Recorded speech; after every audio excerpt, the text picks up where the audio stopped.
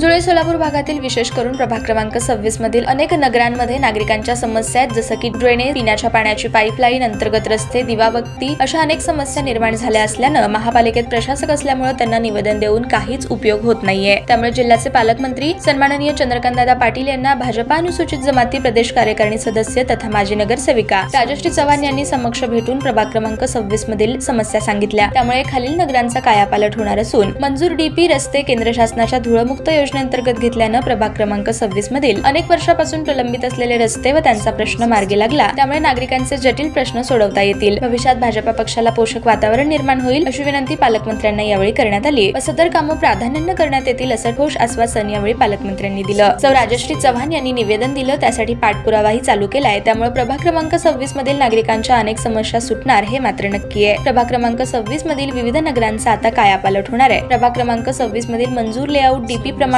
मंजूर रस्ते मधील रेणुका नगर येथील भीमाशंकर अपार्टमेंट ते उद्धव नगर भाग 1 प्लॉट नंबर 18 गदगी घरापर्यंत रस्ता करणं अशा विविध नियोजित सर्व कामांसाठी जनतेच्या सेवेत असणाऱ्या भाजपा अनुसूचित जमाती प्रदेश कार्यकारिणी सदस्य तथा नगरसेविका राजश्री चव्हाण यांनी शासन दरबारी पाठपुरावा चालू केला असून लवकरच प्रभाग क्रमांक 26 चा अतिजलद कायापालट होणार आहे।